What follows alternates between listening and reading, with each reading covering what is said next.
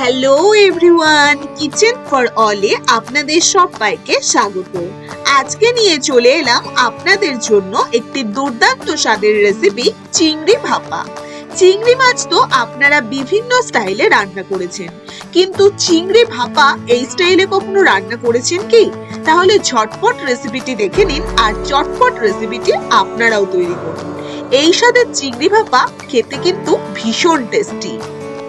প্রথমেই কড়াইতে দিয়ে দিয়েছি সর্ষের তেল। এবার তেলটাকে খুব ভালো মতন আনিয়ে নিয়ে আমি বেশ কতগুলো গলদা চিংড়ি নিয়ে নিয়েছি। এবার এই চিংড়ি মাছগুলোতে খুব ভালো করে নুন হলুদ মাখিয়ে নিন। খুব ভালো করে প্রত্যেকটি মাছের গায়ে নুন হলুদ মাখিয়ে নিয়ে এবার একে একে গরম তেলে প্রত্যেকটা চিংড়ি মাছ দিয়ে দিন। এবার চিংড়ি মাছগুলো একটি পাশ হয়ে গেলে হালকা আরেকটি পাশ উল্টে দিন। চিংড়ি মাছগুলো একদম কাঁচা কাঁচা ভাজলে চলবে না, একটু 2 থেকে 4 মিনিট ভাজতে হবে। এবার প্রত্যেকটি চিংড়ি মাছ আস্তে আস্তে উল্টে দিন। দেখুন, দেওয়ার সাথে সাথে একটি পাশ কিন্তু বেশ লালচে লালচে কালার এসেছে। খানিকক্ষণ একটু 2 মিনিট রেখে আরেকটি সাইড উল্টে দিন। এবার আস্তে আস্তে চিংড়ি মাছগুলো একটি প্লেটে সুন্দরভাবে তুলে নিন।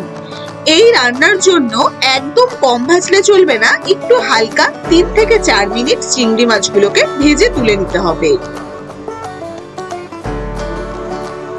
এইভাবে চিংড়ি মাছ ভাপা একবার খেয়ে দেখবেন, মুখে লেগে থাকবে এই চিংড়ি মাছের ভাপা।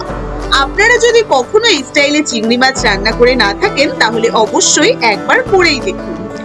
এবারে সব চিংড়ি মাছ তুলে নিয়ে একটি আমি বড় টিফিন বাটি নিয়ে নিয়েছি। এবার তার মধ্যে নিয়ে নিচ্ছি 1 বাটি টক দই। খুব ভালো করে দইটাকে ফেটিয়ে নিতে হবে। খুব ভালো মতন দইটাকে একটি বড় পাত্রে ঢেলে খুব ভালো করে ফেটিয়ে নিন। খানিকক্ষণ দইটা ফেটিয়ে নিয়ে একদম ক্রিমের মতন হয়ে যাবে।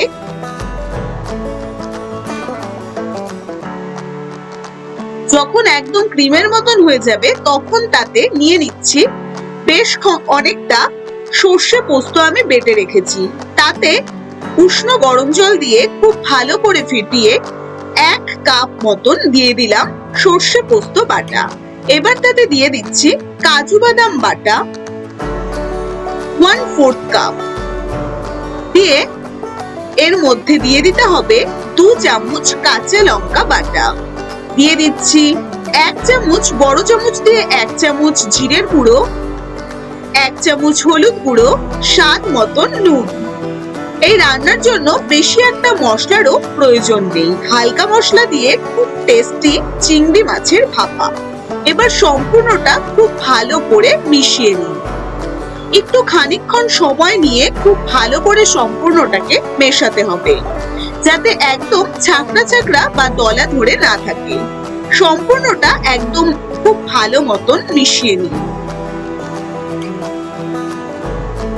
ব্যাস, সম্পূর্ণটা খুব ভালো করে মিশিয়ে নিয়ে এবারে ভেজে রাখা মাছগুলো ওপর দিয়ে সুন্দরভাবে সাজিয়ে দিতে হবে। ধরুন হাতে একদম সময় নেই, চটপট চিংড়ি মাছের এই রেসিপিটি খেয়ে দেখতে পারেন। মাত্র 10 থেকে 15 মিনিটে এই চিংড়ি মাছ রান্না করতে পারেন আপনারাও। এবার চিংড়ি মাছগুলো ওপর দিয়ে সাজিয়ে দিয়ে ওপর দিয়ে ছড়িয়ে দেব 3 থেকে 4 চামচ সর্ষের তেল। বড় চামচ দিয়ে 3-4 চামচ সর্ষের তেল, আর দিয়ে দিচ্ছি 6-7টা চেরা কাঁচা লঙ্কা। যারা ঝাল ঝাল পছন্দ করো, এই ভাপায় ভাপায় কাঁচা লঙ্কাগুলো ডলে ভাত খেতে ভালো লাগে। এবার খুব ভালো করে টিফিন বাটিটি আটকে নিন। এবার অন্যদিকে আমি একটি কড়াইতে জল গরম করতে বসিয়ে দিয়েছি। খুব ভালো মতন জলটা গরম করে তাতে একটি স্ট্যান্ড বসিয়ে ওপর দিয়ে ঢেকে রাখা টিফিন বাটিটি আস্তে আস্তে বসিয়ে দিতে হবে। এবার 15 থেকে 20 মিনিট খুব ভালো করে ফোটাতে হবে। 15 থেকে 20 মিনিট খুব ভালো করে ফুটিয়ে নিতে হবে। খুব ভালোভাবে 15-20 মিনিট ফুটে এলে এবার গ্যাসের ফ্লেম একদম অফ করে দিন। এবার খানিকক্ষণ একটু ঠান্ডা করে 3-4 মিনিট রেখে দিন ওই অবস্থায় ঢেকে দিয়ে।